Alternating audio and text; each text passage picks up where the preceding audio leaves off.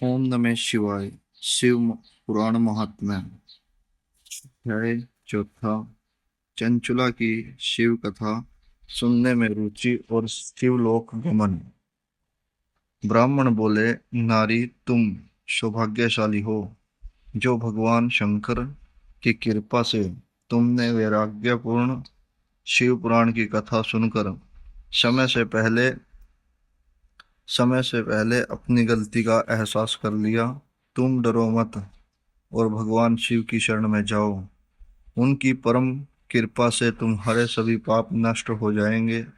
मैं तुम्हें भगवान शिव की कथा सहित वह मार्ग बताऊंगा जिसके द्वारा तुम्हें सुख देने वाली उत्तम गति प्राप्त होगी।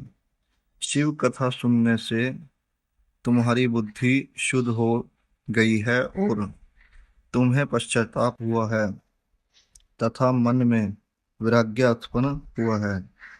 पश्चाताप ही पाप करने वाले पापियों के लिए सबसे बड़ा प्रायश्चित है। पश्चाताप ही पापों का शोधक है। इससे ही पापों की शुद्धि होती है। सत्पुरुषों के अनुसार पापों की शुद्धि के लिए प्रायश्चित पश्चाताप से ही संपन्न होता है। जो मनुष्य अपने कुकर्म के लिए पश्चाताप नहीं करता वह उत्तम गति प्राप्त नहीं करता, परंतु जिसे अपने कुकृत्य पर हार्दिक पश्चाताप होता है वह अवश्य उत्तम गति का भागीदार होता है। इसमें कोई शक नहीं है। शिव पुराण की कथा सुनने से चित्त की शुद्धि एवं मन निर्बल होता है। शुद्ध चित्त में ही भगवान शिव व पार्वती का वास होता है। वह शुद्धात्मा पुरुष सदा शिव के पद को प्राप्त होता है। इस कथा का श्रवण सभी मनुष्यों के कल्याणकारी है, अतः इसकी आराधना व सेवा करनी चाहिए। यह कथा भव बंधन रूपी रोग का नाश करने वाली है। भगवान शिव की कथा सुनकर हृदय में उसका मनन करना चाहिए। इससे चित्त की शुद्धि होती है। चित्त शुद्धि होने से ज्ञान और वैराग्य के साथ महेश्वर की भक्ति निश्चय ही प्रकट होती है तथा उनके अनुग्रह से दिव्य मुक्ति प्राप्त होती है। जो मनुष्य माया के प्रति आसक्त है वह इस संसार बंधन से मुक्त नहीं हो पाता। हे ब्राह्मण पत्नी, तुम अन्य विषयों से अपने मन को हटाकर भगवान शंकर की इस परम पावन कथा को सुनो। इससे तुम्हारे चित्त की शुद्धि होगी और तुम्हें मोक्ष की प्राप्ति होगी। जो मनुष्य निर्मल हृदय से भगवान शिव के चरणों का चिंतन करता है उसकी एक ही जन्म में मुक्ति हो जाती है। सूत जी कहते हैं, शौनक, यह कहकर वे ब्राह्मण चुप हो गए। उनका हृदय करुणा से भर गया।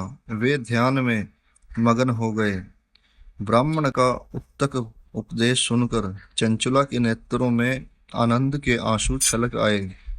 वह हर्ष भरे हृदय से ब्राह्मण देवता के चरणों में गिर गई और हाथ जोड़कर बोली, मैं कृतार्थ हो गई। हे ब्राह्मण, शिव भक्तों में श्रेष्ठ स्वामिन, आप धन्य हैं। आप परमार्थदर्शी हैं और सदा परोपकार में लगे रहते हैं। साधो, मैं नरक के समुद्र में गिर रही हूँ, कृपा कर मेरा उद्धार कीजिए। जिस पौराणिक व अमृत के समान शिव पुराण कथा की बात आपने की है उसे सुनकर ही मेरे मन में वैराग्य उत्पन्न हुआ है। उस अमृतमयी शिव पुराण कथा को सुनने के लिए मेरे मन में बड़ी श्रद्धा हो रही है। कृपा आप मुझे उसे सुनाइए। सूत जी कहते हैं, शिव पुराण की कथा सुनने की इच्छा मन में लिए हुए चंचुला उन ब्राह्मण देवता की सेवा में वहीं रहने लगी। उस गोकर्ण नामक महाक्षेत्र में उन ब्राह्मण देवता के मुख से चंचला शिव पुराण की भक्ति, ज्ञान और वैराग्य बढ़ाने वाली और मुक्ति देने वाली परम उत्तम कथा सुनकर कृतार्थ हुई। उसका चित्त शुद्ध हो गया। वह अपने हृदय में शिव के सगुण रूप का चिंतन करने लगी। वह सदैव शिव के सच्चिदानंदमय स्वरूप का स्मरण करती थी। तत्पश्चात अपना समय पूर्ण होने पर चंचला ने बिना किसी कष्ट के अपना शरीर त्याग दिया। उसे लेने के लिए एक दिव्य विमान वहां पहुंचा। यह विमान शोभा साधनों से सजा था एवं शिव गणों से सुशोभित था। चंचला विमान से शिवपुरी पहुंची। उसके सारे पाप धुल गए। वह दिव्यांगना हो गई। वह गौरांगी देवी मस्तक पर अर्धचंद्र का मुकुट व अन्य दिव्य आभूषण पहने शिवपुरी पहुंची। वहां उसने सनातन देवता त्रिनेत्रधारी महादेव शिव को देखा। सभी देवता उनकी सेवा में भक्ति भाव से उपस्थित थे। उनकी अंग कांति करोड़ों सूर्यों के समान प्रकाशित हो रही थी। 5 मुख और हर मुख में 3-3 नेत्र थे। मस्तक पर अर्धचंद्राकार मुकुट सौभाग्यमान हो रहा था। कंठ में नील चिन्ह था। उनके साथ में देवी गौरी विराजमान थी, जो विद्युत पुंज के समान प्रकाशित हो रही थी। महादेव जी की कांति कपूर के समान गौर थी। उनके शरीर पर श्वेत वस्त्र थे तथा शरीर श्वेत भस्म से युक्त था। इस प्रकार भगवान शिव के परम उज्जवल रूप के दर्शन कर चंचला बहुत प्रसन्न हुई। उसने भगवान को बारंबार प्रणाम किया और हाथ जोड़कर प्रेम, आनंद और संतोष से युक्त हो विनीत भाव से खड़ी हो गई। उसके नेत्रों से आनंदोत्सवों की धारा बहने लगी। भगवान शंकर व भगवती गौरी उमा ने करुणा के साथ सौम्य दृष्टि से देखकर चंचला को अपने पास बुलाया। गौरी उमा ने उसे प्रेम पूर्वक अपनी सखी बना लिया।